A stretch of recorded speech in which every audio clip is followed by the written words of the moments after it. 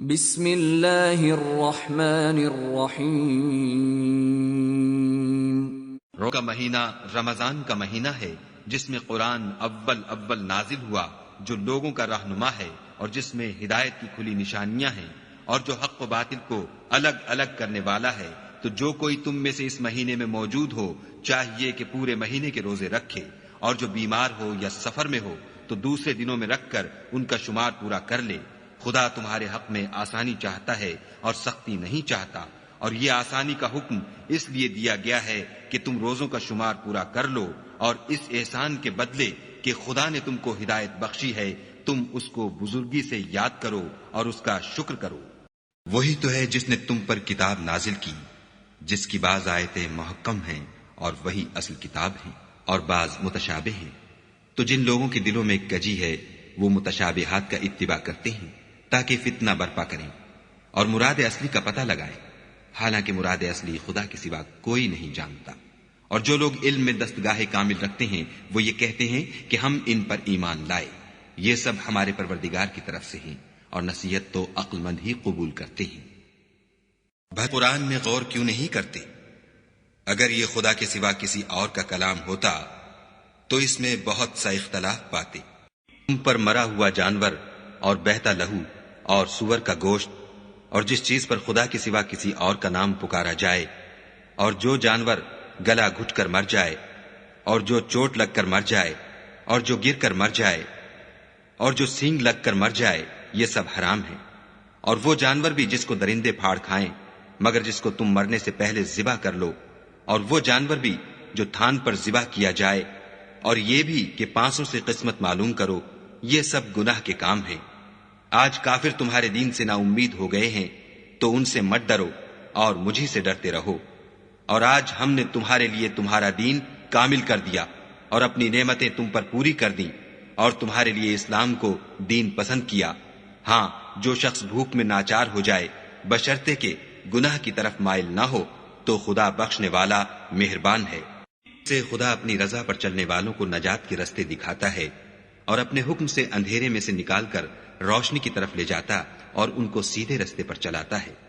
پیغمبر، جو لوگ کفر میں جلدی کرتے ہیں کچھ تو ان میں سے ہیں جو منہ سے کہتے ہیں کہ ہم مومن ہیں لیکن ان کے دل مومن نہیں ہیں، اور کچھ ان میں سے جو یہودی ہیں ان کی وجہ سے غمناک نہ ہونا، یہ غلط باتیں بنانے کے لیے جاسوسی کرتے پھرتے ہیں، اور ایسے لوگوں کے بہکانے کے لیے جاسوس بنے ہیں جو ابھی تمہارے پاس نہیں آئے، صحیح باتوں کو ان کے مقامات میں ثابت ہونے کے بعد بدل دیتے ہیں، اور لوگوں سے کہتے ہیں کہ اگر تم کو یہی حکم ملے تو اسے قبول کر لینا، اور اگر نہ ملے تو اس سے اعتراض کرنا، اور اگر کسی کو خدا گمراہ کرنا چاہے تو اس کے لیے تم کچھ بھی خدا سے ہدایت کا اختیار نہیں رکھتے۔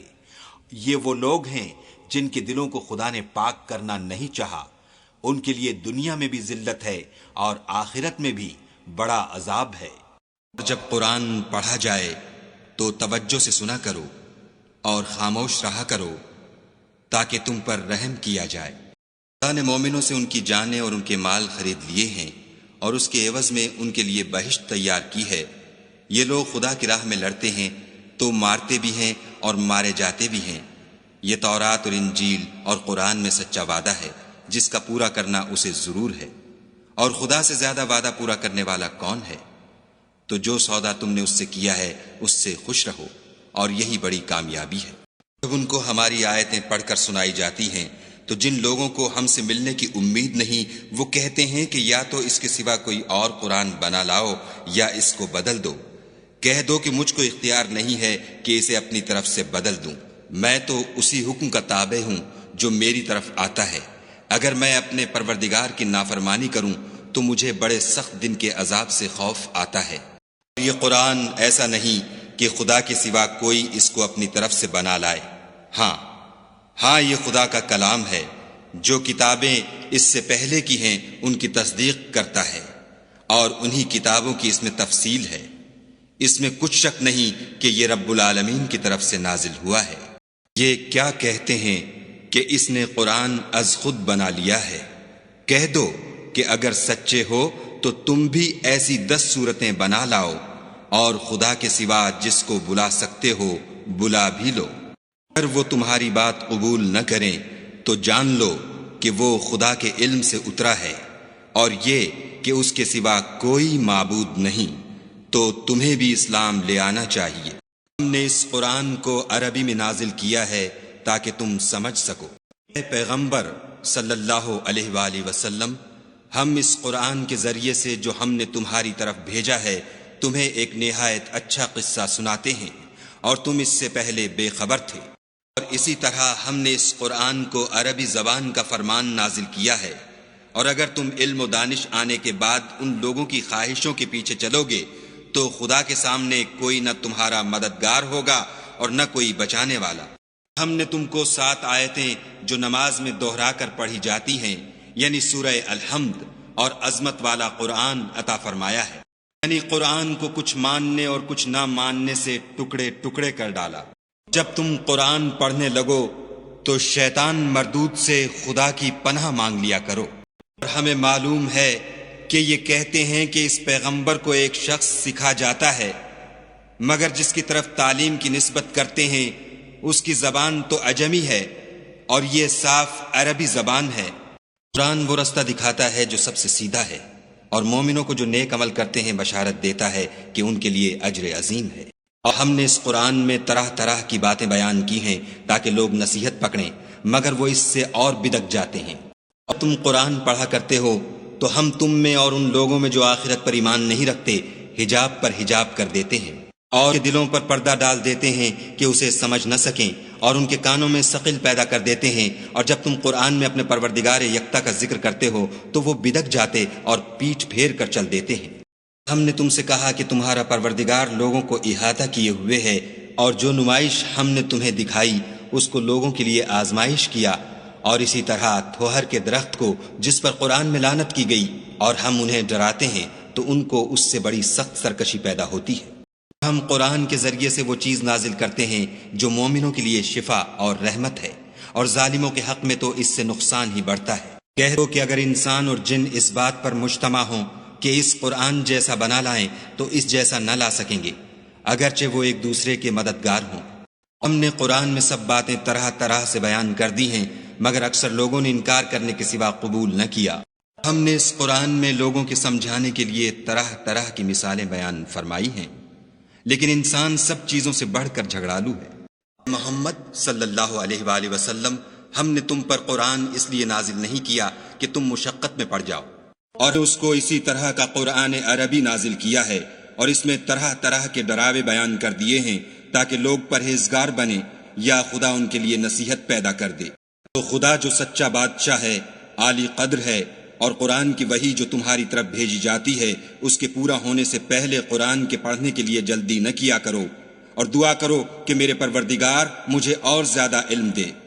کافر کہتے ہیں کہ یہ قرآن من گھڑت باتیں ہیں جو اس مدعی رسالت نے بنا لی ہیں، اور لوگوں نے اس میں اس کی مدد کی ہے۔ یہ لوگ ایسا کہنے سے ظلم اور جھوٹ پر اتر آئے ہیں۔ کہہ دو کہ اس کو اس نے اتارا ہے جو آسمانوں اور زمین کی پوشیدہ باتوں کو جانتا ہے، بے شک وہ بخشنے والا مہربان ہے۔ اور پیغمبر کہیں گے کہ اے پروردگار، میری قوم نے اس قرآن کو چھوڑ رکھا تھا۔ اور کافر کہتے ہیں کہ اس پر قرآن ایک ہی دفعہ کیوں نہیں اتارا گیا؟ اس طرح آہستہ آہستہ اس لیے اتارا گیا کہ اس سے تمہارے دل کو قائم رکھیں، اور اسی واسطے ہم اس کو ٹھہر ٹھہر کر پڑھتے رہے ہیں۔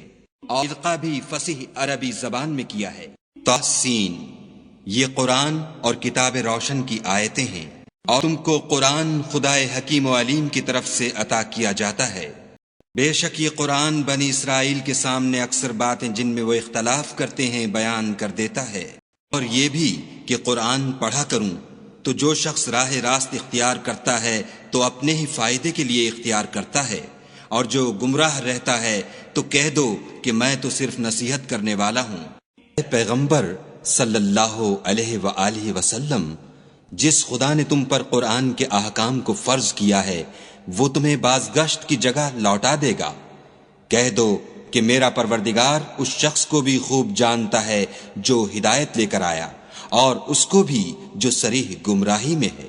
اور ہم نے لوگوں کے سمجھانے کے لیے اس قرآن میں ہر طرح کی مثال بیان کر دی ہے، اور اگر تم ان کے سامنے کوئی نشانی پیش کرو تو یہ کافر کہہ دیں گے کہ تم تو جھوٹے ہو۔ جو کافر ہیں وہ کہتے ہیں کہ ہم نہ تو اس قرآن کو مانیں گے اور نہ ان کتابوں کو جو ان سے پہلے کی ہیں، اور کاش ان ظالموں کو تم اس وقت دیکھو جب یہ اپنے پروردگار کے سامنے کھڑے ہوں گے اور ایک دوسرے سے رد و قد کر رہے ہوں گے۔ جو لوگ کمزور سمجھے جاتے تھے وہ بڑے لوگوں سے کہیں گے کہ اگر تم نہ ہوتے تو ہم ضرور مومن ہو جاتے۔ قسم ہے قرآن کی جو حکمت سے بھرا ہوا ہے۔ سعاد، قسم ہے قرآن کی جو نصیحت دینے والا ہے کہ تم حق پر ہو۔ اور ہم نے لوگوں کے سمجھانے کے لیے اس قرآن میں ہر طرح کی مثالیں بیان کی ہیں تاکہ وہ نصیحت پکڑیں۔ یہ قرآن عربی ہے جس میں کوئی عیب اور اختلاف نہیں تاکہ وہ ڈر مانیں، جو بشارت بھی سناتا ہے اور خوف بھی دلاتا ہے، لیکن ان میں سے اکثروں نے منہ پھیر لیا اور وہ سنتے ہی نہیں۔ ہم بھی کافروں کو سخت عذاب کے مزے چکھائیں گے اور ان کے برے عملوں کی جو وہ کرتے تھے سزا دیں گے۔ اور اگر ہم اس قرآن کو غیر زبان عرب میں نازل کرتے تو یہ لوگ کہتے کہ اس کی آیتیں ہماری زبان میں کیوں کھول کر بیان نہیں کی گئیں؟ کیا خوب کہ قرآن تو عجمی اور مخاطب عربی۔ کہہ دو کہ جو ایمان لاتے ہیں ان کے لیے یہ ہدایت اور شفا ہے، اور جو ایمان نہیں لاتے ان کے کانوں میں گرانی یعنی بہرا پن ہے، اور یہ ان کے حق میں موجب نابینائی ہے۔ گرانی کے سبب ان کو گویا دور جگہ سے آواز دی جاتی ہے۔ اور اسی طرح تمہارے پاس قرآن عربی بھیجا ہے تاکہ تم بڑے گاؤں یعنی مکے کے رہنے والوں کو اور جو لوگ اس کے ارد گرد رہتے ہیں ان کو رستہ دکھاؤ، اور انہیں قیامت کے دن کا بھی جس میں کچھ شک نہیں خوف دلاؤ۔ اس روز ایک فریق بہشت میں ہوگا اور ایک فریق دوزخ میں۔ ہم نے اس کو قرآن عربی بنایا ہے تاکہ تم سمجھو۔ اور یہ بھی کہنے لگے کہ یہ قرآن ان دونوں بستیوں یعنی مکے اور طائف میں سے کسی بڑے آدمی پر کیوں نازل نہ کیا گیا؟ ہم نے اس کو مبارک رات میں نازل فرمایا، ہم تو رستہ دکھانے والے ہیں۔ ہم اس قرآن کو تمہاری زبان میں آسان کر دیا ہے تاکہ یہ لوگ نصیحت پکڑیں۔ اور اس سے پہلے موسیٰ کی کتاب تھی لوگوں کے لیے رہنما اور رحمت، اور یہ کتاب عربی زبان میں ہے اسی کی تصدیق کرنے والی، تاکہ ظالموں کو ڈرائے اور نیکوکاروں کو خوشخبری سنائے۔